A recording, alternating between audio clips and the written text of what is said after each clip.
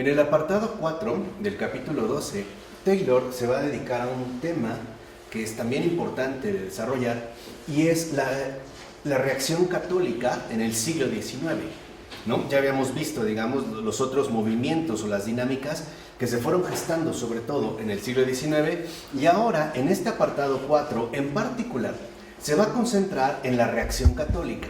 O sea, digamos, ¿qué es lo que hizo básicamente la Iglesia Católica ante estas dinámicas y ante la situación que hemos venido describiendo? Y antes de empezar, ¿no?, debemos recordar que primero, la reconstrucción llevada a cabo durante este periodo requirió una organización de amplio alcance que afectaba a hombres y mujeres seglares, ¿no?, además del propio clero y las órdenes religiosas, que era la cuestión de la movilización, debido a las circunstancias que examinamos. Segundo, que los rasgos de la Iglesia del siglo XIX eran vulnerables a las evoluciones de la modernidad en este siglo. ¿Cuáles eran, o digamos, estos factores? El crecimiento de las ciudades, de la industria, de las comunicaciones y sobre todo de la movilidad. Y tercero, que la propia tentativa de defender esos rasgos comportaba organización en tanto afiliación de personas, es decir, de movilización, ¿no? Sobre todo, por ejemplo, de las aldeas y parroquias rurales de la Francia del siglo XIX. Entonces, si nos colocamos, por así decirlo, en este tipo ideal que también Taylor va describiendo de las zonas rurales, parroquiales de la Francia del siglo XIX, menciona que en estos casos se vivía una religión de la región que funcionaba como norma colectiva. ¿Qué quiere decir? Que la religión estaba delimitada a una zona en específico. O sea, era, digamos, básicamente el territorio parroquial. La movilización no formaba parte, literalmente, de la región. Tampoco, por ejemplo, el crecimiento desbordante de la industria o de los factores que en efecto estaban haciendo acto de aparición a través de la urbanización. Entonces, lo cual no reflejaba, contrariamente a lo que se estaba desarrollando en las grandes ciudades, el resultado de los diferentes modos y niveles individuales de devoción de los habitantes. Esto es muy importante. ¿Por qué?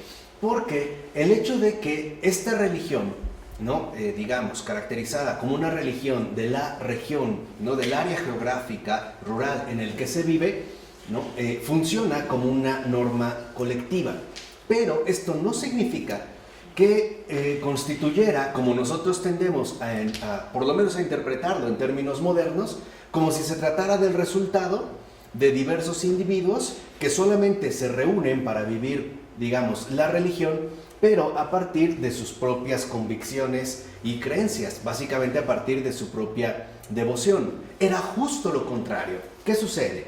Que los rituales colectivos eran importantes para todos. No era que uno eligiera individualmente qué tipo de ritual, digamos, busca participar o cómo es que va a entender a la religión. Más bien, la religión de la región funciona como una norma colectiva, porque de estos rituales en el cual digamos, quedamos implicados todos, dependía el bienestar general. Es decir, el éxito de las cosechas, la salud de los animales, la protección contra las enfermedades humanas como el cólera, etc.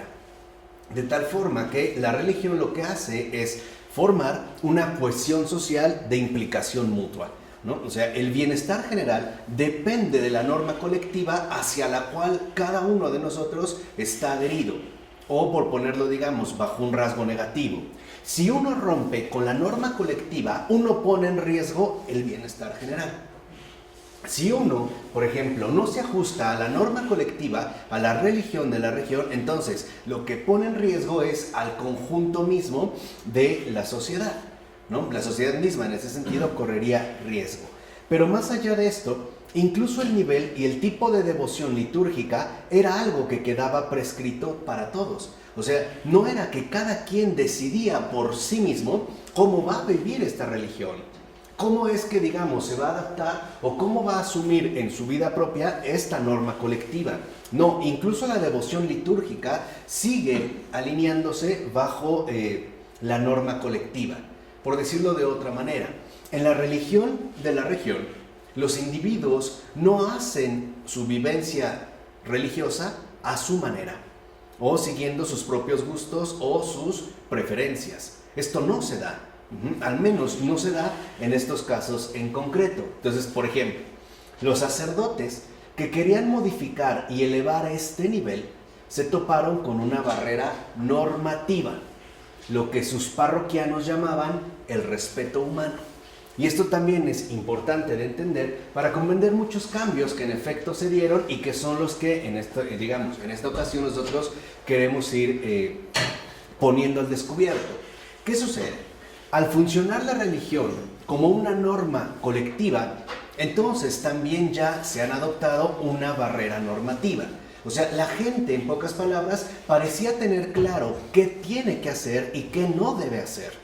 Esto ya estaba, por así decirlo, asignado. Esas son las barreras normativas. Entonces, si un sacerdote, por ejemplo, de repente quiere modificar las cuestiones litúrgicas o, las prácticas religiosas que se viven ya de manera definida o tratar, de incrementar el nivel, se topaban justamente con este tipo de barrera normativa. ¿Cómo se le llamaba a esta barrera? El respeto humano. Y esto es importante de definir porque no debemos confundir por completo, a través de nuestros modernos oídos neocantianos, o sea, a partir de la herencia kantiana, el significado de esta expresión, ya que no designa lo que cada uno de nosotros está llamado a hacer en conciencia con el fin de respetar a nuestros congéneres. O sea, hoy entendemos el respeto humano como aquello que uno debe hacer en conciencia para establecer una relación más o menos armónica con los demás. Aquí no. Aquí más bien el respeto humano se entendía de una manera diferente. ¿Cómo? Cuando se habla, en estos casos en concreto, del respeto humano, se entendía lo que cada uno debe hacer para ganarse y conservar el respeto de sus paisanos. O sea, el respeto humano es aquello que nos conserva bajo la norma colectiva establecida y por lo tanto es aquello que nos permite seguir involucrados o formar parte de la barrera normativa en la cual nosotros, de hecho, ya vivimos colectivamente. Entonces, contrariamente a los postulados de Kant, se trata de una ley de la conformidad social y no de supuesta autonomía. Recuerden que la autonomía es una invención moderna, ¿no? Que se va gestando poco a poco, pero el que le da ya forma o la sistematiza de una manera completa, pues es Kant. Antes no. Entonces, ¿qué es el respeto humano en el sentido tradicional? Una ley de la conformidad social. Cada uno sabe perfectamente bien lo que tiene que hacer. ¿Por qué? Porque es algo que colectivamente nos involucra a todos. ¿Son tradiciones? O costumbres, ¿no? Lo que a veces solemos llamar usos y costumbres. Y estos usos y costumbres no son adoptados de manera autónoma por cada uno de nosotros. Más bien, si por ejemplo, en el caso no kantiano, queremos conservar el respeto de nuestros congéneres, debemos respetar los usos y costumbres que en efecto se practican. En este caso estamos hablando del ámbito de la religión. No es que cada uno decide por sí mismo qué quiere hacer y qué no quiere hacer. Entonces, en muchas aldeas y parroquias, por ejemplo, se entendía que la norma, fíjense, ahí está la barrera normativa, ahí está la cuestión del respeto humano. Se entendía que la norma era comulgar una vez al año, por lo general en Semana Santa. ¿Por qué? Porque en la Semana Santa se vivía también a profundidad el periodo de purificación que nosotros en efecto llamamos Cuaresma. De tal manera que al adentrarse de lleno en la celebración litúrgica de la Semana Santa, uno no solo atraviesa la Cuaresma, ¿no? y la Pasión, sino que también uno se dirige hacia la Pascua, es decir, a la resurrección. Esa es la barrera normativa. Y esto era lo esencial, o sea, esta era la ley de la conformidad social. Es lo ya dado socialmente, ¿no? Son los usos y costumbres. Lo que hoy llamaríamos cumplir con lo establecido. Eso era el respeto humano. Pero pasar de esto estaba mal visto. Por ejemplo, si una persona decidía comulgar una vez a la semana, era mal visto. Mal visto. Más bien perdía el respeto humano, porque rompía con la norma de la conformidad social. ¿Quién hizo esta conformidad social? ¿La Iglesia? ¿O la cultura? La cultura es parte de la cultura y también, digamos, de la iglesia que forma parte de esta cultura, ¿no? Era algo ciertamente dado. Recordemos cómo, por ejemplo, en los primeros tiempos del Evangelio en la tierra, la administración del bautismo, el recibir el bautismo, solo se realizaba por lo regular en los momentos últimos de vida. O sea, antes de morir, en los momentos de agonía. Y ellos daban razones particulares. Entre ellas, las que más destacaban era aceptar el bautismo, o sea, aceptar la gracia del Señor no era un juego. De tal manera que uno no podía arriesgarse a recibir el bautismo y tomárselo a broma. O sea, era, digamos, le daban un peso real, peso pesado al bautismo, porque era lo fundamental de la comunidad cristiana. No estaba, digamos, dirigido directamente hacia la Eucaristía, sino hacia la recepción del bautismo. Claro que la cena del Señor, el cuerpo y la sangre del Señor, es importante, pero el énfasis está dado en el bautismo. Entonces, esta era la manera de no defraudar a Jesús. Entonces, la gente, ahí está la norma colectiva, por ejemplo, también aceptaba y de buena gana no correr riesgos. ¿En qué sentido? En el sentido de que si yo recibí el bautismo, pero no llevaba a cabo un compromiso radical con el Señor, la falta era demasiado grave. Y por eso las penitencias que se solían imponer, por ejemplo, ¿no? Imponer no en el sentido de castigo, sino de consejo, de acompañamiento, algunas duraban toda la vida. Y la absolución de los pecados era al final. De tal manera que, por ejemplo, se buscaba morir en paz sin pecado. ¿Me explico? Digamos, en estos primeros momentos. ¿Qué sucede después? Por ejemplo, conforme van pasando los siglos, también hay cambios sociales, culturales, geográficos, políticos tan rotundos que empiezan a verse incrementados, por ejemplo, los niveles de guerra, de enfermedades y de carencias materiales a gran escala. ¿Qué sucede? Crece el índice de mortalidad. En pocas palabras, ya no había la garantía de que la gente pudiera vivir una vida más o menos larga. O sea, cuando hablo en la antigüedad de una vida más o menos larga, estoy hablando entre 40 y 60 años. O sea, tener 40 años ya era un hombre de edad. O sea, yo ya soy un hombre de edad. Bueno, estoy a un año, ¿no? Me debe ser ya un hombre de edad. Pero lo importante es que conforme van cambiando estas circunstancias, ahora el bautismo ya no se reserva, por decirlo así, a los últimos momentos de la vida, sino a los principios. Porque los índices de mortalidad, por ejemplo, pensemos en el caso de la natalidad, pues eran bastante riesgosos. Esto cambió a partir de que se modificaron algunas reglas higiénicas que hoy nos pueden parecer muy obvias, pero que antes no lo eran. Ejemplo, en el momento de nacer, la partera dejaba lo que estaba haciendo y así recibía al niño. Y esto generaba, obviamente, pues, contagios, ¿no? Severos que repercutían en la salud. Después se les ocurrió lavarse las manos. Esto ayudó muchísimo.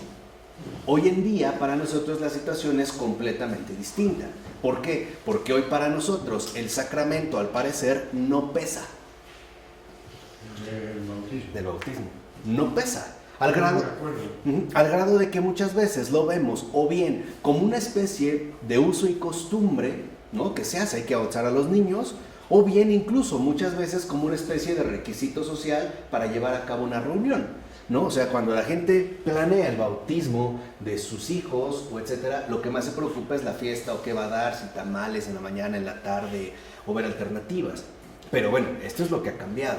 Esto nos ayuda nada más para entender de qué manera, en efecto, se entiende la cuestión del respeto humano. Entonces, por ejemplo, cuando a mediados de siglo, acuérdense, estamos en el siglo XIX, ¿no? En la Iglesia general se desarrolló el movimiento a favor de comulgar con mayor frecuencia. O sea, se insistió en que la gente recibiera con mayor frecuencia la Eucaristía. Los sacerdotes que trataban de inculcar esta idea tuvieron que enfrentarse a las normas del respeto humano. En pocas palabras, la gente no lo aceptó tan fácilmente. No lo aceptó porque era ir en contra de la norma colectiva, ¿no? De lo establecido, de lo ya dado. Entonces, por ejemplo, con frecuencia resultaba muy difícil hacer cambiar de opinión a la gente, ya que la gente consideraba algo completamente injustificado romper con la norma general, es decir, con la práctica ordinaria. Eso es el respeto humano. Entonces, antes se entendía el respeto humano como el apego colectivo a la práctica ordinaria. ¿Qué pasa cuando alguien busca alterar esta práctica ordinaria? Hay reacción.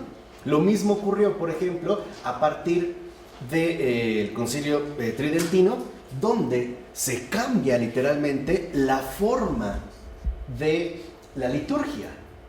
Ya no se dice en latín, ahora se dice en la lengua propia de la región, y el sacerdote deja de estar de espaldas, ahora se pone de frente.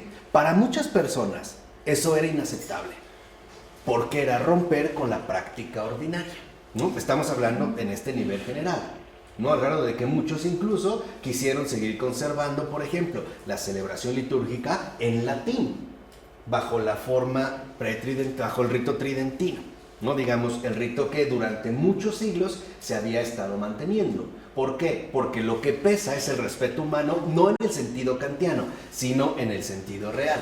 O sea, como el apego dado a la práctica ordinaria. De hecho, y esto es lo más importante, la única forma en que se podría haber producido un cambio importante, como de hecho se produjo, era mediante la intervención de algún cura carismático, como el cura de Ars, cuya santidad repercutiera de manera decisiva en la mente colectiva. Y aquí está el punto central. ¿Qué pasa? Que entonces la santidad es lo único que renueva por completo todas las cosas y no la organización humana. Entonces, la gente en este sentido, nosotros podemos ver o podríamos suponer en términos modernos, o sea, pensándolo desde aquí, que era gente extremadamente apegada a sus tradiciones dadas, a su norma colectiva. Pero por una parte también tenían razón. ¿Por qué? Porque el hecho de querer modificar las cosas así porque sí, podía resultar bastante arbitrario. Lo único capaz de legitimar estos cambios era la santidad. Entonces, por ejemplo, en el caso del cura de Ars, ¿no? Que es como el caso paradigmático también del siglo XIX, lo que vemos es que la gente sí experimenta un cambio. ¿Por qué? Porque la gente siente vergüenza por no hacer el bien y por no practicar la religión propia correctamente, es decir, según las exigencias de la santidad, y ya no según el mero cumplimiento de la norma colectiva. En pocas palabras, lo que hace la santidad es marcar muy bien las diferencias esenciales que pueden darse entre lo humano y lo divino. Cuando la gente, por ejemplo, se ve como sometida a realizar cambios, ¿no?, a su norma colectiva, únicamente por criterios a final de cuentas humanos, como la eficiencia, la productividad, etc., la gente no los acepta.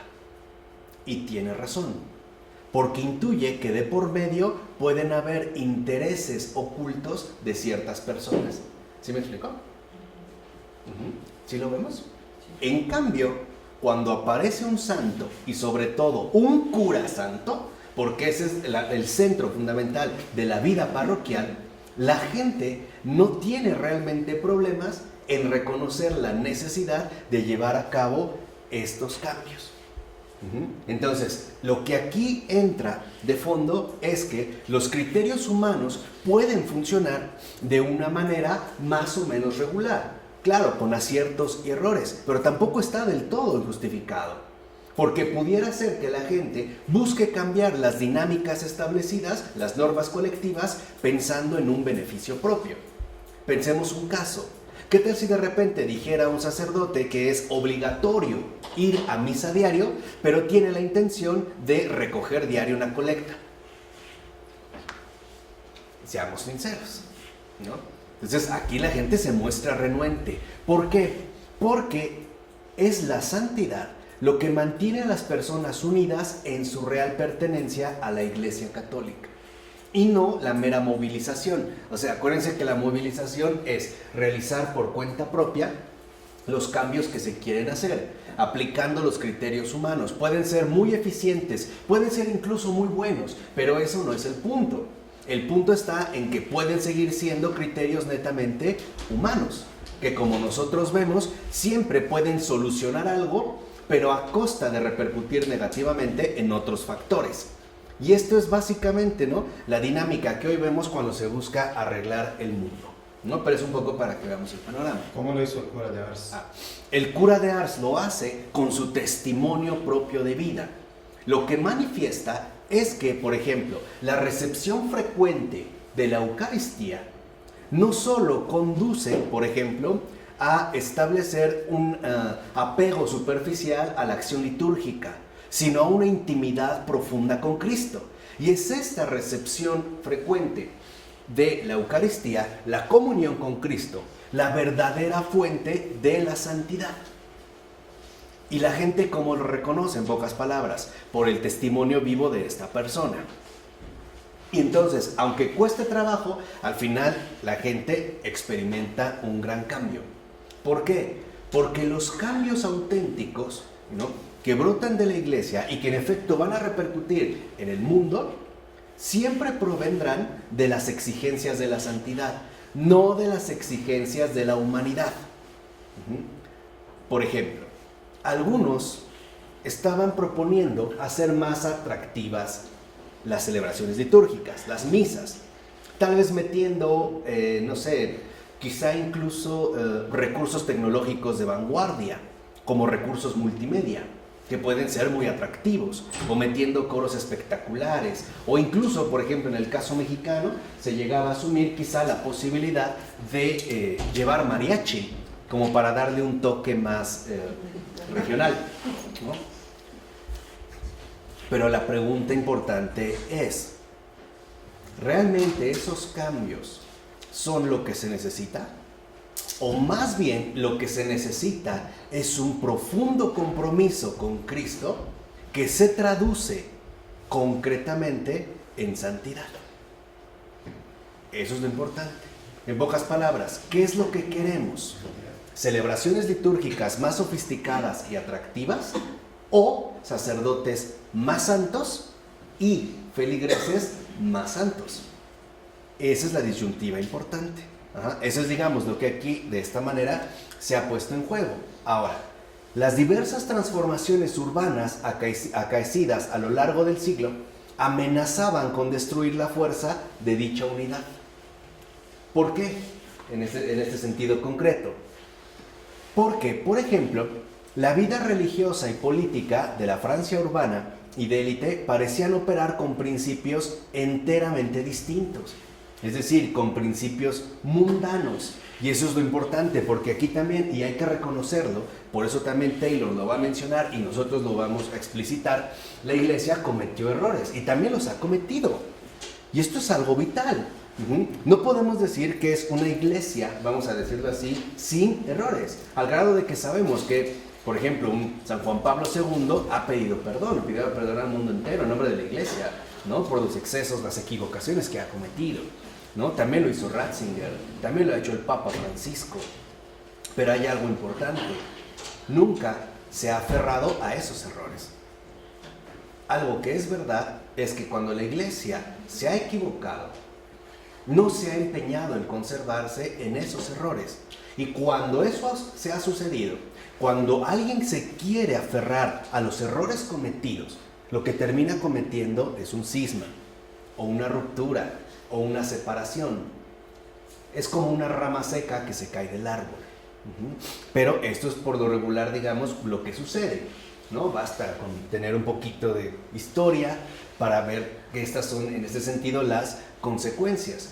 Pero en este caso fundamental, lo que vemos es que en estas equivocaciones, les decía, la iglesia sí se ha mejorado. ¿Cómo se ha mejorado? A través de los santos. El Espíritu Santo. Claro. Porque es normal equivocarte. Cuando estás con el Espíritu Santo, si estás con el Espíritu Santo sales del error.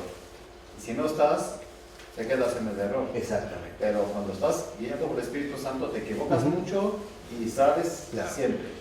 Eso es a lo que iba. Cuando hablaba de santos, por eso les decía que la iglesia no se ha aferrado a sus errores. Los ha cometido, sí, pero no se ha aferrado a estos errores. ¿Por qué? Porque ahí se ve literalmente la obra maestra del Espíritu Santo. El hecho de que le concede la libertad de espíritu suficiente, no solo, y esto es lo fundamental, no solo para cometer errores, sino también más libertad incluso para dejar de cometerlos. Exactamente. Esa es la obra del Espíritu Santo. Así aprendes. Y ese es el aprendizaje fundamental para cualquier persona humana. Dicho de otra manera, nuestro desarrollo de vida, porque no es algo exclusivo de la iglesia, ahí también se puede percibir en una manera un poco más global, pero en nuestro recorrido de vida, la realidad es que hemos aprendido a base de ensayo y error. Hemos dado pasos, nos hemos equivocado, pero lo importante no es equivocarse. Lo importante es la posibilidad que tenemos para corregirnos. De hecho, por eso Dios nos hizo libres. O sea, la libertad humana consiste no solo en que tienes la capacidad para equivocarte, sino que tienes incluso más libertad para dejar de hacerlo.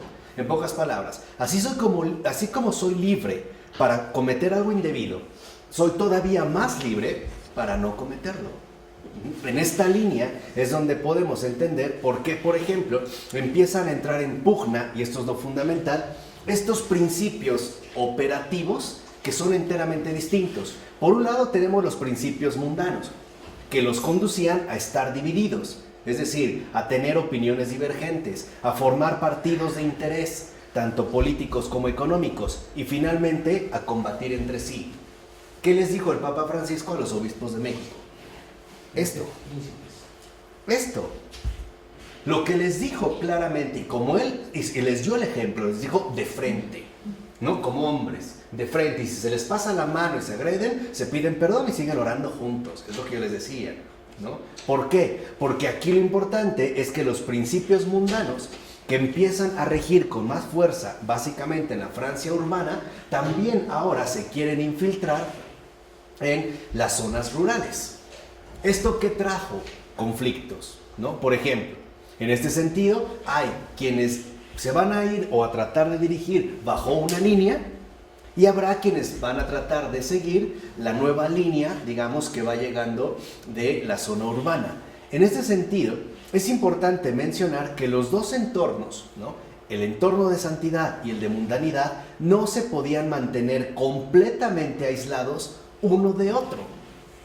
Porque esa ha sido, me parece que, la más grave tentación de la iglesia en el siglo XIX. De hecho, vendría desde antes, pero por lo menos ya de manera más enfática en el siglo XIX. O sea, no es posible establecer una línea tajante, por ejemplo, entre lo mundano y lo no mundano. No es posible. Por eso, por ejemplo, alguien como Charles Peguy decía, la santidad, ¿no? O sea, el santo y el pecador forman parte, son las dos caras de una misma moneda. No lo podemos separar. No podemos hacer como una línea tajante entre la santidad y la mundanidad. Vamos, dentro de estos como criterios operativos. ¿Por qué? Porque nuestra realidad ciertamente están como muy enredados, ¿no? Están como muy entretejidos, o forman un tejido tan enmarañado que es realmente imposible establecer una línea tajante o divisoria entre lo uno y lo otro. Entonces, por ejemplo, en el siglo XIX las élites urbanas se asentaban, o bien los notables rurales cambiaban de opinión. Entonces, en algunas ciudades se desarrolló la industria con toda la gama de exigencias comerciales que trae consigo, y la población viajaba con mayor frecuencia. Estos cambios involucraban que los criterios, por ejemplo, que ahora van a legitimar el tipo de vida que se lleva, incluida la religiosa, también se van a ver sometidos, por ejemplo, a presiones distintas. Eso es lo que se ha puesto en tensión. Por ejemplo, a lo mejor para una persona en el ámbito rural, lo fundamental era asistir a la celebración litúrgica. Sí, pero en el ámbito urbano, quizá lo fundamental es no desatender el comercio, no desatender el negocio. ¿Esto qué va a generar? Tensiones.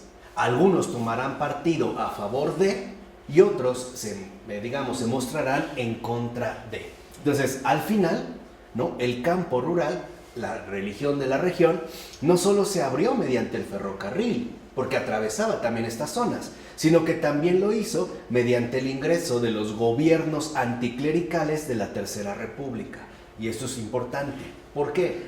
Porque ellos ahora, por ejemplo, van a decretar el reclutamiento obligatorio de los jóvenes en el ejército, siguiendo su herencia napoleónica, que ya recordarán René Girard nos explicó bastante bien, y enviaron maestros anticlericales a las escuelas rurales para destetar a las personas de la iglesia. Entonces, ¿qué es lo que quieren los republicanos? ¿No? ¿Qué es lo que quieren los republicanos? Erradicar a la iglesia de la vida de las personas, aún en la zona rural. O sea, ya no es algo, por ejemplo, que se va a limitar a la zona urbana. No, ahora es algo que se tiene que asumir como una regla homogénea. Tiene que abarcar todo el territorio que se considere en este sentido francés, o sea, toda la república. Y esto es un efecto que básicamente los países occidentales de democracias republicanas han heredado, ¿no? Al grado de que, por ejemplo, sabemos que en una república muchas veces se habla de un estado laico, pero cuando se dice laico, más bien se está hablando de un estado no religioso, donde no tiene que haber presencia alguna, por lo menos ostensiva, ¿no?, de la dimensión religiosa. Entonces, al final, en este proceso, ¿quiénes triunfaron? Pues los republicanos, o sea, los anticlericales. Lo cual supone un desplazamiento de una forma de comunidad fuerte, según una norma colectiva de conformidad, a una nueva mentalidad acerca de la religión. Esto es literalmente lo que el republicanismo aportó a la mentalidad decimonónica, es decir, a la mentalidad o al imaginario social de la gente del siglo XIX, porque ahora la religión ya no es entendida como la norma colectiva de conformidad. ¿Se acuerdan la cuestión del respeto humano? Ahora no. Ahora, ¿cómo se define la religión? Como algo sobre lo que todos y cada uno de nosotros tenemos y debemos tener una opinión. A partir del triunfo de los republicanos, la religión se reduce o se degrada a una mera opinión individual. Ya no tiene que ver con una cuestión netamente colectiva, sino que ahora, en pocas palabras, y esa es la herencia, digamos, más pura de la aportación republicana, cada uno va a pensar a Dios o lo religioso a su manera. Cuando alguien te dice, sí, yo creo en Dios, pero a mi manera, lo que te está diciendo es soy republicano. O sea, tengo la herencia republicana o soy de mentalidad, en este sentido, republicana.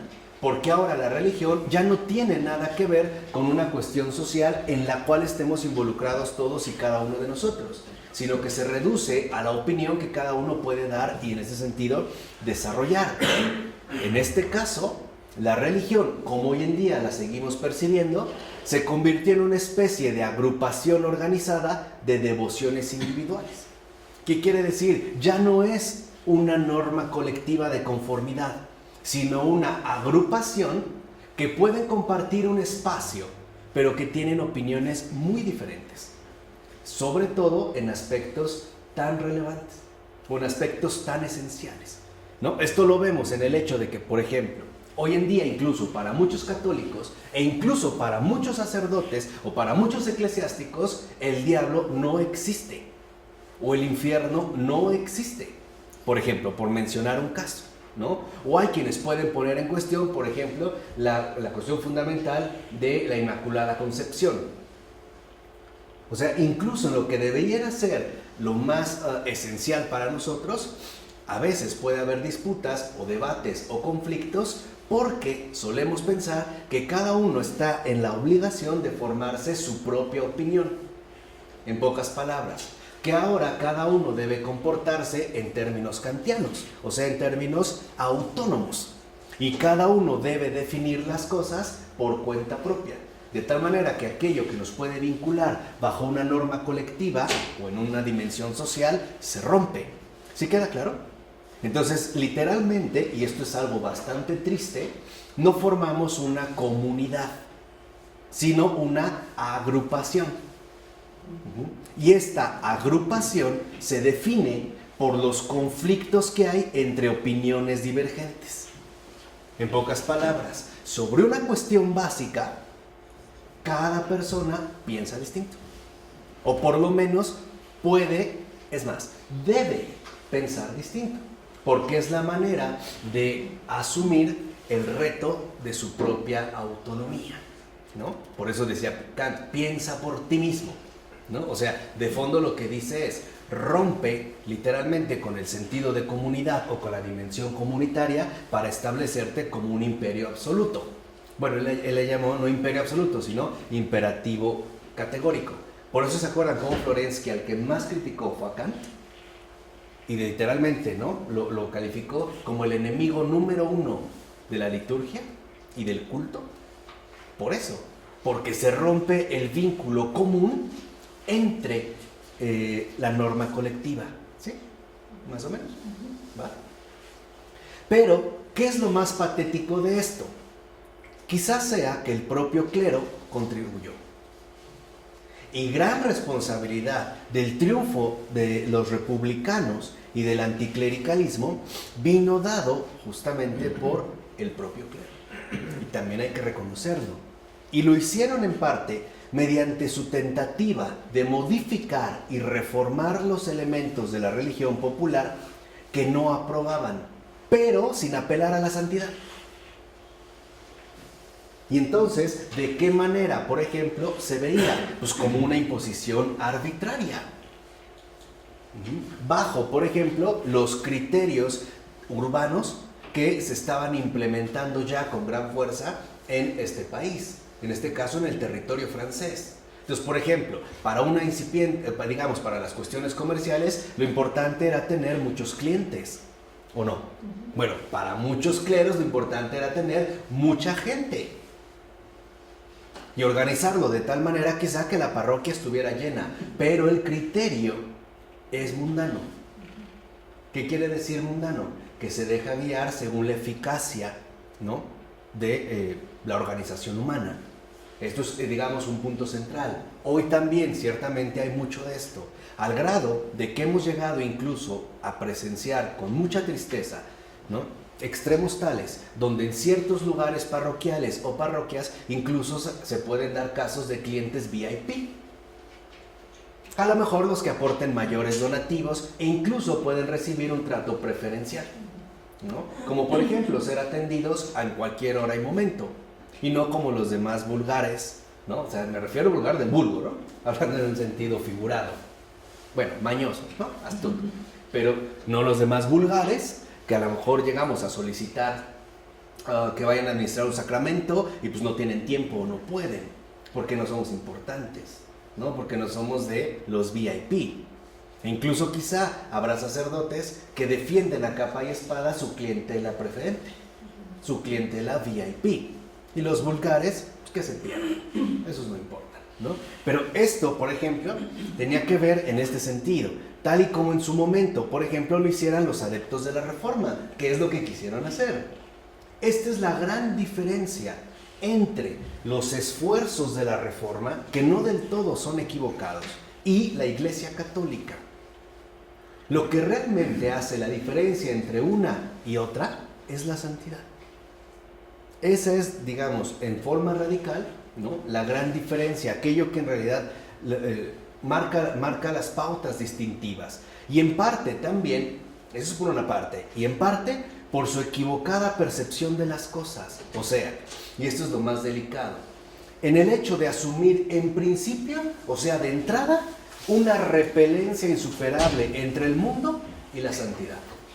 Como si se tratara de dos cosas absolutamente incompatibles, ¿no? O sea, asumir que entonces, por ejemplo, el mundo era algo incluso nocivo o tóxico para la vida religiosa, para, en este caso, el cristianismo. Y entonces, ¿qué sucede? Si así vamos pensando, pues vamos dejando terreno libre, ¿no? Vamos literalmente abandonando el mundo a su recorrido, a su entender. ¿Y cuál sería en este sentido la reacción que se suele tomar? Pues atrincherarse, ¿no? Crear una especie de búnker aislado de la contaminación mundana. Y esto fue un grave error. al grado, por eso lo voy avanzando un poquito, al grado de que tuvo que llegar alguien como Hans-Urs von Balthasar y escribir un libro, abajo los bastiones, derriben los bastiones. La iglesia no puede ser un gueto, y es la palabra que utiliza el propio Charles Taylor.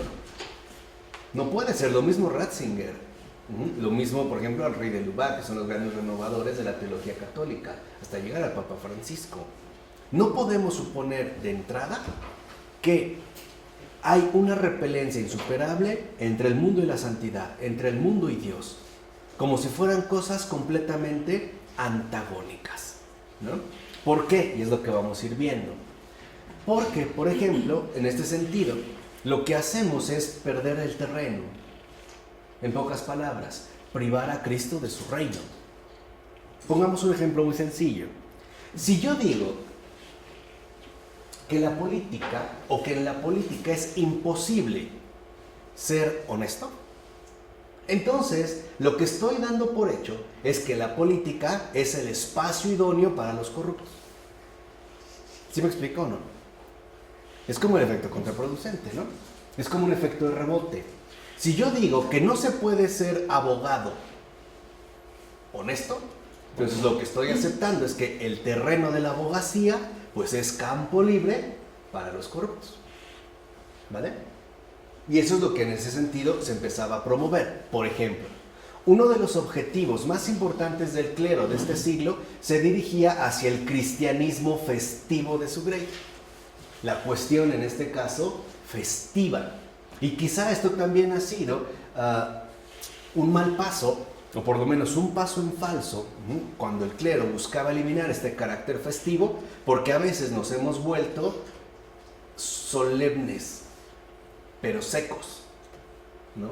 O sea, pareciera que, por ejemplo, al ingresar a una parroquia o estar en una celebración, lo primero que debemos de manifestar es sequedad, aburrimiento, tedio, todo menos lo festivo, ¿no? Pareciera que incluso debemos demostrarnos como aburridos, ¿no? Incluso.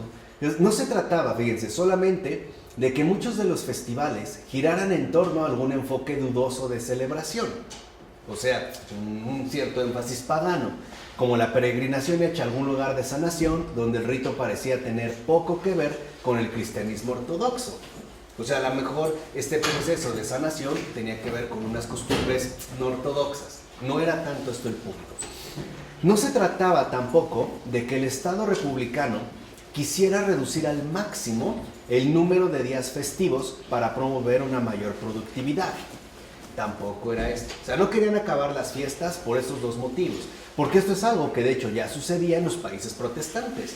Por eso recuerden, el protestantismo y el capitalismo embonan perfectamente bien. Esto ya lo vimos. Y también lo podemos ver con Max Weber, ¿no? En el espíritu del capitalismo y la reforma protestante. Más bien, lo fundamental es que lo que con frecuencia perturbaba al clero era la propia cultura de la fiesta, que mezclaba algunos rituales sagrados con infinidad de comida, bebida y baile muy terrenales, a menudo con consecuencias innombrables para la moral sexual de jóvenes y viejos por igual. Vamos a decirlo así, se puritanizaban, reaccionaban en último término con escándalo. Entonces, ¿qué es lo que buscaban? Querían descontaminar. La pregunta es, ¿por qué no más bien santificar? ¿Cómo se va a purificar un ámbito si no está ahí la presencia del Señor? ¿Cómo puede darse esto? ¿No? ¿Por qué no, en lugar de descontaminar, solemnizar las fiestas, por qué no se santifican en la auténtica alegría cristiana, en el espíritu festivo? Por eso el Papa Francisco decía, no hay nada peor que un cristiano triste. No hay nada peor que eso, que un cristiano triste. Entonces, al buscar descontaminar las festividades, es decir, desvincular su significación propiamente religiosa de las celebraciones comunitarias bastante tumultuosas, y lo que buscaban era moderarlas al máximo. En pocas palabras, quitarles el carácter ¿qué? Festivo. Volvernos en este sentido, podríamos decir, funerarios, ¿no? Pareciera que en lugar de fomentar la santidad y su respectivo carácter festivo, desarrollamos más bien el temple funerario de la solemnidad tediosa. Nos volvemos hasta como muy solemnes, ¿no? Hasta las caras que ponemos o el cómo nos saludamos a alguien. Si alguien canta muy fuerte, lo volteamos a ver, ¿no? Como no, se tiene que moderar, por ejemplo, ¿no? En este sentido, bajo esta línea. Además, la propia tentativa del clero de remodelar a su propio pueblo y elevar su nivel de práctica religiosa y de moral significaba que estaba continuamente presionando, amonestando, reprendiendo y reclamando que se cerrara un teatro de variedades o un salón de baile o insistiendo en que se destinara dinero a una parroquia. Ahí vemos cómo los principios operativos son otros. Ahí es lo que yo les comentaba hace un momento, ¿no? La cuestión de las tensiones se empiezan como a mezclar. ¿Qué surgió inevitablemente? Pues conflictos. Obviamente problemas entre sacerdotes y comunidades. Porque hay gente que decía, pero ¿qué de malo tiene cantar? ¿O qué de malo tiene bailar? ¿Qué de malo habría en eso? ¿No? O sea, ¿por qué más bien tendríamos que ponernos una especie de velo funerario? Como si viviéramos una especie de luto perpetuo, ¿no? Estamos enlutados en lugar de estar alegrados. Estamos como enlutados, ¿no? Entonces, al principio, las revueltas eran bastante independientes de cualquier fundamento filosófico. O sea, la gente no tenía nada que ver con los postulados filosóficos anticlericales, por ejemplo, ilustrados republicanos. Era una cuestión social, era una cuestión cultural. Pero a través de ellas, de estas propias revueltas, hizo acto de aparición una nueva perspectiva que, ahora sí, denunciaba el poder clerical y al mismo tiempo promovía la independencia moral de los laicos. Entonces, si lo ven, aquí es donde vimos, ¿no?, esta cuestión de división. No solo se empezaba a dar, por ejemplo, un conflicto entre los sacerdotes y la comunidad, sino sobre todo una cierta distancia o independencia entre los laicos, que conformarían en este caso el pueblo, y el propio clero, como si fueran bandos rivales, o vamos a decirlo así, también grupos incompatibles. De hecho, la influencia del libre pensamiento no habría podido ejercer todo su efecto republicano y anticlerical si la influencia de la Iglesia no se hubiera debilitado por motivos internos y por sus conflictos entre pueblo y clero. Siempre que la Iglesia presenta conflictos internos, problemas internos, lo que surge en este caso es que el error gana terreno de una manera impresionante. Pero avasallante, ¿eh? Siempre que algo ocurre, por ejemplo, al interior de la iglesia, un escándalo, etcétera, o que nosotros, sin que haya sido precisamente una noticia publicada, vimos algo inapropiado dentro de la vida eclesiástica, lo que se genera es una exposición a cualquier tipo de error que busque ganar justamente ese tipo de terreno, ¿no? En este caso, en esos motivos internos y en base a los conflictos. Por supuesto, fíjense, y esto es algo que debemos detectar. ¿Qué es de fondo lo que se gestó? La división.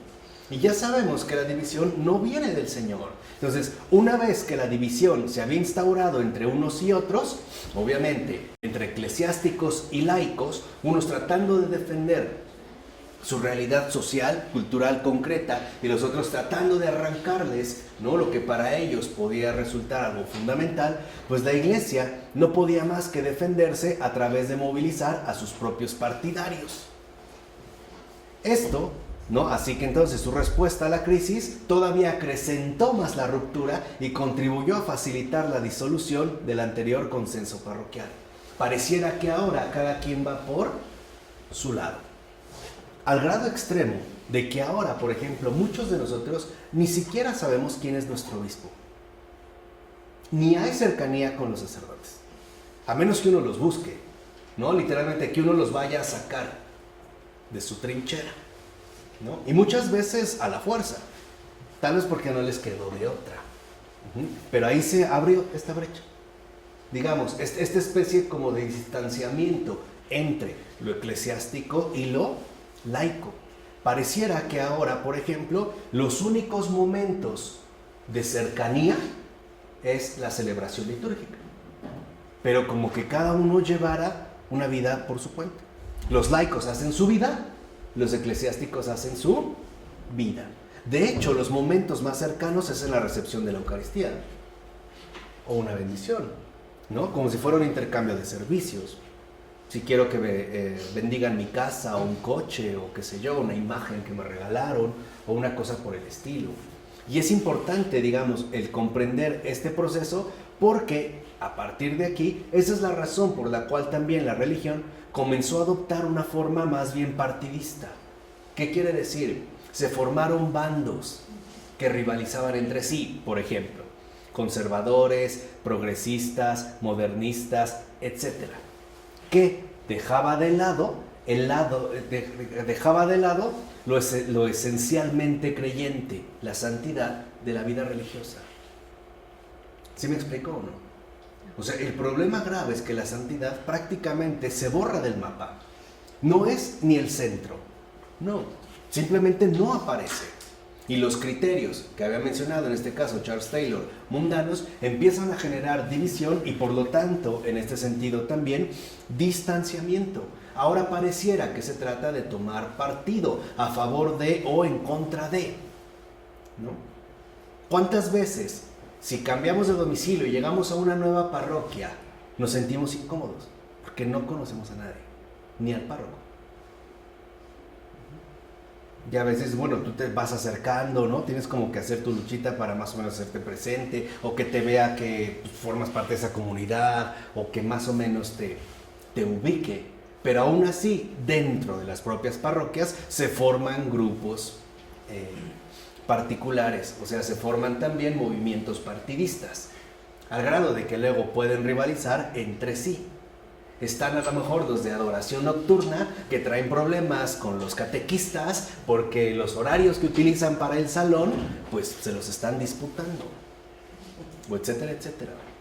Y eso es algo nefasto que nos debemos de quitar, porque no se trata de moverse a favor de un partido, sino de compartir una santidad común, que es aquello que verdaderamente nos une y aquello que está llamado a unirnos en espíritu y en verdad. Entonces, en cierto sentido, esto revela las tensiones, pero también la influencia del proyecto de la Reforma en su conjunto. Por eso lo que yo les decía al principio, era del curso de Charles Taylor, que era muy importante sacudirnos como estos residuos protestantes que ahí traemos, de una o de otra manera, incluso en estas líneas, ¿no? Digamos, bajo estas formas. ¿Por qué? Porque en efecto, la fuerza de la parroquia rural residía en su ritual colectivo y en su firme noción comunitaria de respeto humano. Pero el impulso global del movimiento de reforma, desde la Alta Edad Media, pasando por la Reforma Protestante y la Contrarreforma, hasta llegar a la renovación evangélica y a la iglesia posterior a la Restauración, es decir, ultramontana, que ya vimos, iba dirigido a forjar cristianos con un compromiso personal y devoto fuerte con Dios y con la fe, pero a solas, ¿no? Incluso teniendo que formarse una opinión propia sobre lo que significa religión o Dios o qué sé yo. Entonces, el consenso entre una fe personal fuerte, es decir, moral, y una comunidad poderosa no podía subsistir a final de cuentas. Si el objetivo, por ejemplo, es apoyar a los cristianos en su firme vida devota para que comulguen con frecuencia, entonces, esto debe significar en última instancia que se quiebre la fuerza colectiva del respeto humano para dar énfasis al papel religiosamente individual de la persona. Y por eso, a partir de esta división y de estas fracturas, muchos religiosos, en este caso católicos, empezaron a pensar en términos de la salvación individual. ¿Por qué debo ir a misa? Para salvar mi alma. Incluso, fíjense, hemos llegado al extremo de que cuando nosotros acudimos al sacramento de la reconciliación, es decir, a la confesión, nos acercamos pensando únicamente en mis pecados. O sea, lo hago pensando en los términos del individualismo moderno. No me acerco realmente con la dimensión social de todo lo que conllevó aquello que cometí. E incluso pidiendo la absolución, pero también la sanación de aquello que ya está más allá de mis posibilidades. Porque parece que, ay, qué bien, por fin me confesé y ya salí bien. Bueno, sí, los demás que se vieron perjudicados, ¿qué? ¿Qué pasa en esos casos? Sí, qué bonito, yo ya me confesé. Ya, ay, me siento tranquila. ¿Y lo que causó lo que hiciste? ¿Quién lo va a arreglar?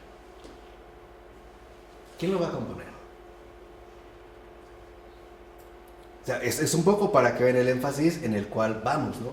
Igual a lo mejor al casarnos o al pensar casarnos, pensamos casarnos para ser felices, no para hacer feliz a alguien. O ay, quiero tener un hijo, ¿no? Yo, o sea, pensando en este sentido de la individualidad. Entonces, ¿qué es lo único que esto provocó? Pues intensificar más el perfil individualista, incluso en la vivencia de la religión.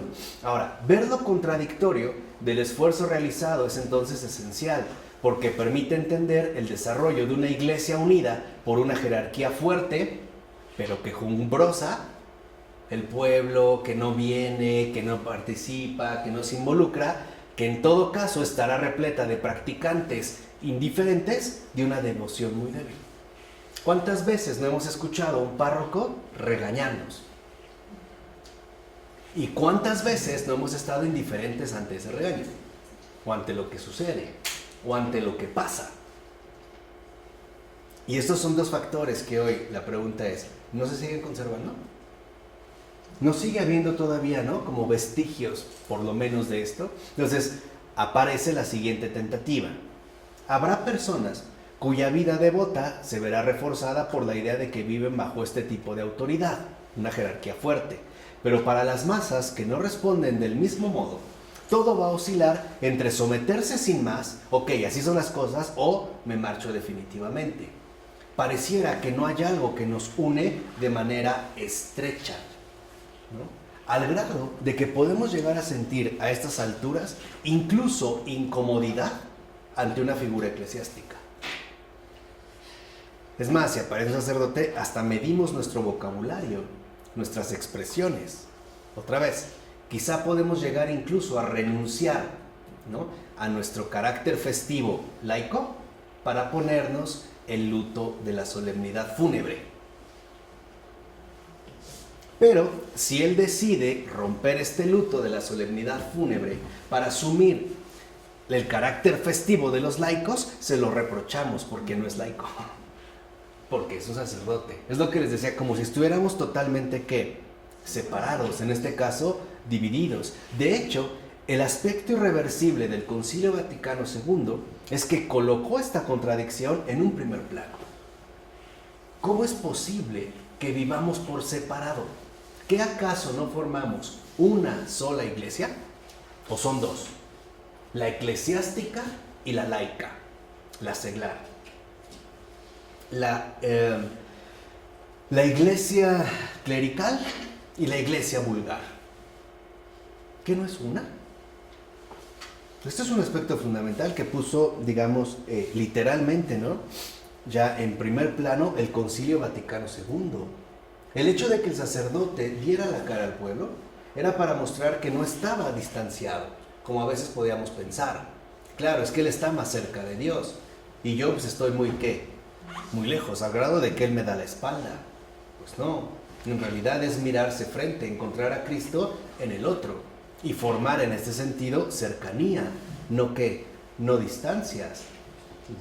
Por eso el Papa Francisco denunció a los príncipes, ¿no?, de la iglesia, que incluso les encanta conservar esta distancia.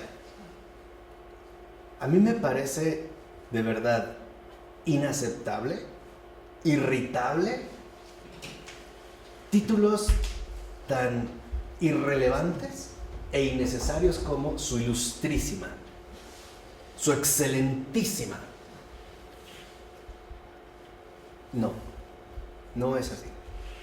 Porque esto sigue basado en este paso en falso, en mantener las distancias y las separaciones bajo una, finalmente, jerarquía injustificada. La santidad no separa, la santidad vincula, la santidad reúne, no genera división como vimos que se empezó a generar desde mediados del siglo XIX, ¿no? Y esto es algo vital para nosotros, es algo que de verdad tenemos ya que deshacernos, ¿no? De estos residuos que no sirven pero para nada. Ahora, incluso este giro crucial se puede ver situado desde 1848, cuando se introdujo el sufragio universal masculino para no ser anulado en adelante. O sea, ahora todos pueden participar. Acuérdense que ya se dio, ¿no? A partir de una serie de conflictos, un distanciamiento claro entre la jerarquía eclesiástica y los laicos.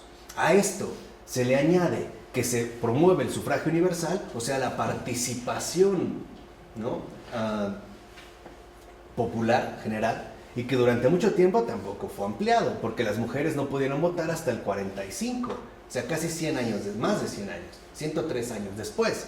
O sea, a partir de la disputa República-Iglesia, que implicó que los católicos no solo estuvieran confinados a la vida religiosa y o devota, sino que asimismo implicaba el que no quedaran al margen de la nueva realidad política. Es decir, ahora, ¿cuáles eran las prioridades? Como si yo me dedicara a la iglesia o llevara una vida de iglesia implicara distanciarme necesariamente esta repelencia que les mencioné hace un momento de la cuestión de la república, de lo que sucede en mi país, o viceversa, como si el mundo y la santidad fueran principios absolutamente incompatibles. O si yo de plano me tengo que meter a los asuntos del mundo, pues tengo que renunciar a mi vida de iglesia. ¿Sí me explicó? La situación que aquí se va generando, ¿no? La tensión que hoy en día estamos todavía padeciendo. Ahora, cosa que por otra parte podía incrementar aún más las distancias si se partía de entrada de la supuesta repelencia entre el entorno mundano y el entorno cristiano, es decir, la santidad, y por ende la adopción de criterios de acción por demás diferentes según las condiciones vigentes de separación y distanciamiento. Entonces ahora resulta que no solo empieza a quedar dividida y distanciada la cuestión eclesiástica de la cuestión laica, también en nuestra propia vida, porque hay personas que llevan literalmente una doble vida. Puede decirte, no, claro, yo soy católico o cristiano creyente, pero en estos asuntos no se puede.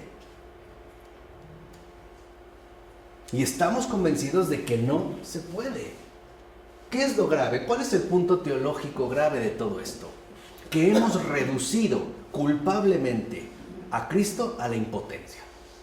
Hemos hecho de Cristo un impotente.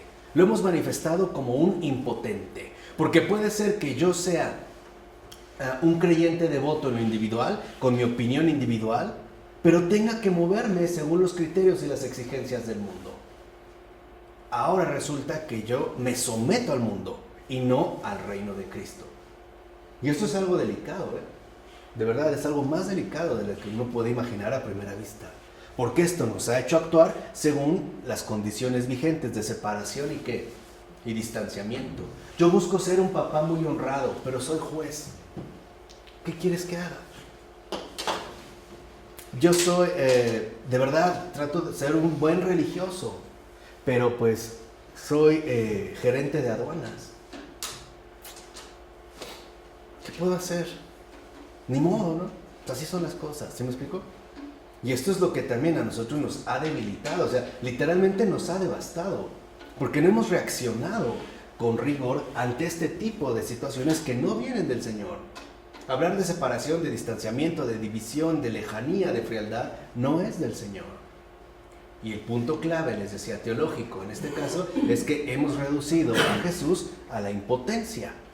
Ahora bien, las necesidades organizativas del mapa social ya estaban generalizadas. ¿Cuáles eran los criterios? Recaudar dinero, gestionar y financiar escuelas, hospitales y universidades, crear órganos de apostolado laico para dar a la iglesia cierta presencia, donde de otro modo habría quedado ausente. Pero lo hicieron a la manera de una eficiente ONG. Y ese es un gravísimo error, terrible error, como en el ámbito de los profesionales, los estudiantes y los trabajadores. O sea, tratando de operar exactamente con los mismos criterios mundanos, con los mismos criterios de la eficiencia, es decir, según la movilización y no según la santificación. ¿Sí me explico? Además, estos órganos, déjame decir aquí, también cumplieron otro propósito, peor todavía, aislar la fe al máximo de las influencias externas, que se percibían como de naturaleza hostil a la vida religiosa, tales como el liberalismo, el socialismo o el protestantismo. Cuando estos campos, ¿no?, estos órganos que se empezaron a crear, estos clubes de etiqueta católica, se empezaron a realizar, ¿qué sucedió? Se les dejó el campo libre para su actuación y propagación social. Nosotros como iglesia nos echamos para atrás. Literalmente como los toros, reculamos. Nos dio miedo y nos empezamos a echar para atrás. Y obviamente nosotros nos echamos para atrás, pues estos les dejamos el terreno libre, ¿no? ¿O no será, no han pensado, que ahorita es un momento fundamental donde quizás se requieren más políticos santos, verdaderamente santos, incluso vamos a decirlo así, más santos que su patrón Santo Tomás Moro?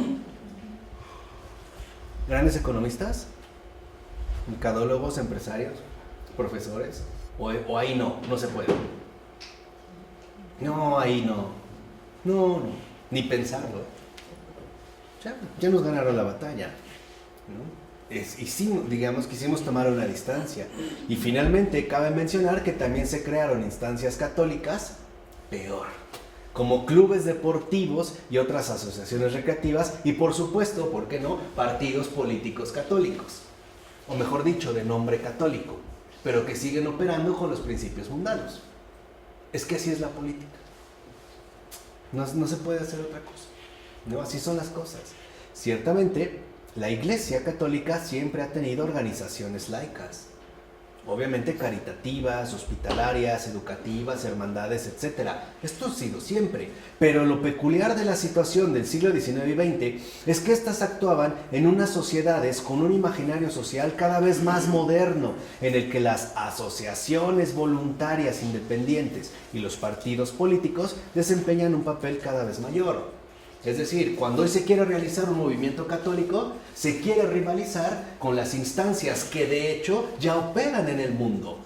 Y el fracaso es inevitable, porque están operando con principios en ese sentido totalmente distintos. ¿Qué es lo que ha sucedido? Se vio reflejado en las mismas organizaciones católicas al seguir y adoptar los criterios modernos de la asociación voluntaria independiente, en síntesis, sin Dios, según la creatividad humana, según los deseos humanos, según la eficacia, la organización humana, pero no según la contemplación, no según la recepción, en pocas palabras, no según la gracia. Y eso, la verdad, y hay que aceptarlo, hay ONG, o sea, organizaciones no gubernamentales, que lo hacen y lo hacen perfectamente bien, con una organización impecable, pero sin gracia. ¿O no fue una de las más grandes lecciones que les dejó Santa Teresa de Calcuta a sus hijas e hijos? No les dijo, las misioneras no son trabajadoras sociales. No lo dijo el Papa Francisco hace poco, la iglesia no es una ONG, no es una beneficencia social, no es un trabajo organizativo de éxito. No, más bien la iglesia es la donación gratuita de algo más. No, la iglesia es la entrega concreta, encarnada del Dios vivo. O vamos a seguir guiándonos por estos criterios, en este sentido, equivocados, dentro, digamos, de la propia iglesia. Entonces, las exigencias de actuación de la era de la movilización afectó también a la Iglesia Católica. Incluso dichas exigencias implicaron también la flexibilización del control clerical. ¿Por qué? Porque la resistencia política sostenida solo podía ser desarrollada por un partido político socialmente presente e influyente. ¿Qué trajo esto consigo? Que a largo plazo se le concedió cada vez mayor importancia al liderazgo laico. ¿Qué pasaría si de repente entrara un sacerdote en México a dar un discurso en la Cámara de Senadores o de Diputados? No pesa, es lo que yo les decía, no pesa. Y a veces, ¿qué sucede si un laico quiere dar una plática, una charla ante eclesiásticos? Pareciera, ¿no? Que son otra vez como incompatibles, otra vez intensificando en este sentido las distancias. ¿O qué se nos ha olvidado ya que somos un mismo cuerpo? Que la cabeza es Cristo, que literalmente somos miembros vivos, que cumplen funciones distintas, pero bajo un mismo cuerpo, sin estas distinciones o divisiones, separaciones innecesarias. Entonces, al final, pese a todas las diferencias, hubo incluso analogías fuertes entre el evangelismo y el catolicismo posrevolucionario reconstituido. ¿Nos guste o no? Por ejemplo, tanto del lado protestante como del católico, las formas espirituales se combinaron a través de diversas tentativas para inculcar el nuevo ethos, el nuevo comportamiento correcto y las disciplinas necesarias para poder operar dentro de una economía y una sociedad transformadas bajo los criterios de una voluntad humanamente independiente. Que eso es justamente los movimientos, digamos, que ha traído consigo la era de la movilización. Lo hacemos siguiendo los criterios de una voluntad humanamente independiente. En pocas palabras, lo hacemos porque queremos, no necesariamente porque Dios lo quiera. Aunque diga, es que es una inspiración, porque ahora resulta que todos tienen inspiraciones, todos tienen envíos, todos tienen misiones. No es que sentí que Dios me inspiró para fundar esto, para realizar aquello, para esto, para el otro, pero ya desde el momento en el que nosotros tenemos que ponernos a cargo y tratar de realizar toda la organización, hoy le llaman logística, ¿no? Quiere decir que algo no anda bien. Pareciera que somos nosotros, ¿no?, los que lo tenemos que llevar en este sentido a cabo. Entonces, por ejemplo, las tentativas de crear los órganos necesarios de supervivencia económica, como los clubes de amigos o las cooperativas de ahorro, solían estar vinculadas a las iglesias. Tratando, fíjense, en este sentido, de estar como en consonancia con el desarrollo urbano, con el desarrollo de las nuevas condiciones, tanto políticas como económicas. Entonces, por ejemplo, estas formas especiales de organización incluso solían llevar marca de género, que también era algo que había impuesto del lado protestante. Por ejemplo, la devoción del Sagrado Corazón era para las mujeres, era algo femenino. Mientras que los hombres podían excluirse por completo de estas variantes o hacer algo más bien activo. Por ejemplo, gestionar sindicatos o agrupaciones laborales de confesión católica. O sea, que las mujeres se pongan a rezar, que lean sus estampitas, sus devocionarios, sus novenas, su rosario en mano. Y el hombre a trabajar. La influencia protestante. El hombre en ese sentido fuera, otra vez, como si fueran situaciones totalmente distintas, como si no pudieran compartir un mismo espacio común, orar juntos, ¿no? O sea, como si algo lo tuviera que hacer ella, ¿no? Ya están, digamos, incluso como definidos los papeles para ella y los papeles para él, ¿no? En este sentido. Entonces, del lado católico, sobresale un aspecto que al principio no parece tener analogía en los países protestantes. Ante la tentativa de suprimir las fiestas y las peregrinaciones populares, o por lo menos de tomar el control sobre ellas, o bien reorientarlas y así descontaminarlas, algo habitual fue desplazar el foco de las sedes locales tradicionales hacia sedes regionales de peregrinación importantes. Entonces, el clero intentó reorientar los localismos típicos de la religiosidad popular para conferirles una dirección más universalista. Entonces, en el transcurso del siglo XIX, se crearon en Francia sedes nacionales importantes ligadas sobre todo a recientes apariciones de la Virgen María, como la Salette, Lourdes o Paray-le-Monial. Y aquí aparece un signo bellísimo otra vez, la muy Santa Madre de Dios. No es casual que aparezcan también con tanta fuerza en este momento. ¿Por qué? Porque antes de que terminara el siglo, por ejemplo, ya las personas acudían a Lourdes todos los años por cientos de miles, viajando en grupos organizados. La mayoría lo hacía en tren. Pero, y esto es fundamental, a diferencia del tipo de movilización moderna, es decir, según la voluntad, la creatividad y la organización humana, tales apariciones no fueron inventos humanos. aunque sí ayudaron de manera providencial a que los cultos locales, o sea, populares, fueran bendecidos y asumidos por la jerarquía.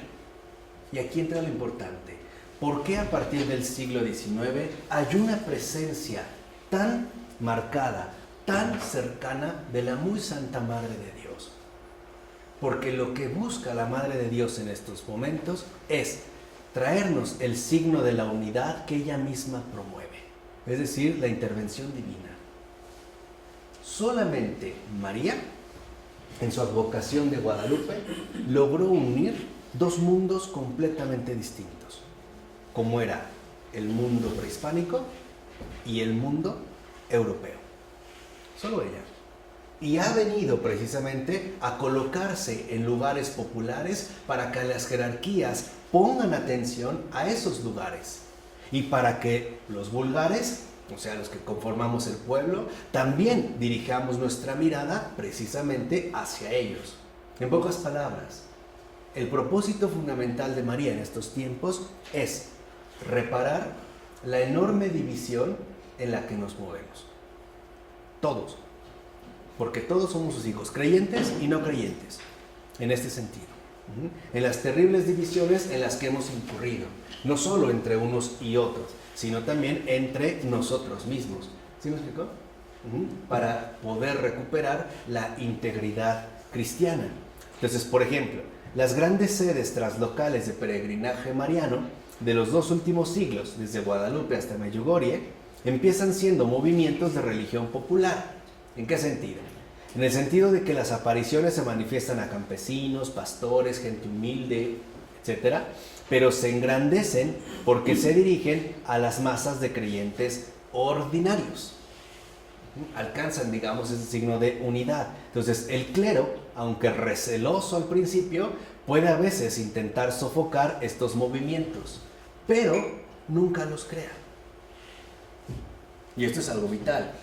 Por ejemplo, ¿sabían que el propio clero, por ejemplo, participaba en el caso de cerrar la cueva de Lourdes o la gruta de Lourdes? Algunos, digamos, en este sentido recelosos, pueden oponerse, pero no es algo que ellos inventan, no es algo que ellos crean. Y si lo intentan, fracasan. ¿Por qué? Porque la gente no es tonta. Ya lo vimos, la gente sigue, o digamos, realmente se apega a las manifestaciones auténticas de santidad, no a los inventos humanos. Eso, digamos, en ese sentido, no perduraría. Por ello es tan fundamental que entendamos que esta unidad es justamente lo que promueve la paz. Es esta paz la que debemos recuperar, la paz de esta unidad. Superar ya no solo los distanciamientos, las distancias, sino también nuestros propios dobleces, ¿no? Vamos a decirlo así, nuestras propias distancias que tomamos con respecto a Jesús, Rey del universo, a Jesús que es el Señor. Y además, estos movimientos poseen un sentido festivo muy importante. Se percibe que esta reunión los pone en contacto con lo sacro, o al menos con alguna potencia superior, lo cual se manifiesta en forma de curaciones y milagros, como en Lourdes y en las demás sedes marianas. Hay una celebración. Entonces, e incluso cuando tal manifestación no se hace presente, o sea, aun cuando no se dan milagros, se mantiene la convicción de poder conectarse con algo más profundo y superior, lo cual nos conecta de nuevo con la dimensión de la comunitas de nuestra sociedad, donde más allá de las divisiones jerárquicas del orden establecido, todos nos reunimos en calidad de seres humanos iguales. Y eso es lo fundamental. Ahí ya no prevalecen, por ejemplo, las divisiones jerárquicas del orden establecido, unos más u otros menos. ¿Por qué? Porque todos nos presentamos ante lo alto. En pocas palabras, al presentarnos ante Dios, todos estamos abajo. Todos somos menos. Todos, porque Dios es el único que realmente está por encima de todos. Y Él a todos nos ve hacia abajo. No en el sentido despectivo, sino de realidad auténtica, en una realidad profunda. Entonces, las apariciones marianas tienen que ver justamente con la recuperación auténtica de la comunitas. Si ustedes ven en estas sedes marianas, siempre hay laicos y eclesiásticos, mezclados, ¿no? Interactuando, juntos. Incluso también creyentes y no creyentes, porque no se da, digamos, como algo netamente exclusivo. Entonces, en este sentido, y es lo hermoso, la fiesta es una forma de vida religiosa que pervive en nuestros días. Esa es la fiesta. Esa es la que les decía, ese es el júbilo, ¿no? Esa es la alegría cristiana, de saber que Dios está cerca de nosotros, que se sigue interesando por nosotros y que se manifiesta, ¿no? Digamos, a nosotros. Y que de hecho tiene que formar parte de cualquier descripción del lugar de lo espiritual en nuestra sociedad sin tener que eliminarlo. ¿Por qué? Porque se trata de la celebración de lo divino con lo humano. Es decir, el encuentro festivo entre lo superior y lo inferior, para que nada tiene que ver con el desorden popular. Esta es la fiesta. Esto es lo que no se puede erradicar. Ese carácter festivo, la fiesta del encuentro entre Dios y los hombres, entre lo divino y lo humano, entre lo superior y lo inferior. Ahora bien, con frecuencia, por ejemplo, la Iglesia en Francia reivindicaba, y muchas clases propietarias aceptaban, que el catolicismo era la única defensa contra los desórdenes destructivos de la revolución, cuyo posible retorno era una amenaza constante. Pero esto ya nos dirige a otra temática que prefiero que nosotros podamos continuar, la siguiente, para que no pierdan de vista justamente lo que ahorita mencionamos, el que no quitemos o no busquemos quitar el carácter festivo de este encuentro, ¿no? Entre Dios y los hombres, entre lo superior y lo inferior, y sobre todo, que no sigamos siendo cómplices de estas distancias, de estos distanciamientos, de estas separaciones, de estos abismos, incluso, que hoy literalmente, ¿no?, están causando estragos en todos niveles, en todos los ámbitos. Reconozcamos que la Iglesia es una y que Jesucristo es uno. Y bajo esta línea me parece que es importante que nosotros podamos entonces, al menos, no ser partícipes de estas distancias, de estos abismos, para que podamos nuevamente reencontrarnos unos con otros en la celebración festiva, ¿no?, del amor de Dios. ¿De acuerdo? Vamos a dejar hasta aquí. En nombre del Padre, del Hijo y del Espíritu Santo. Amén. Bueno, damos 10 minutitos. Y ahorita hacemos. Equivale a 10 cigarros.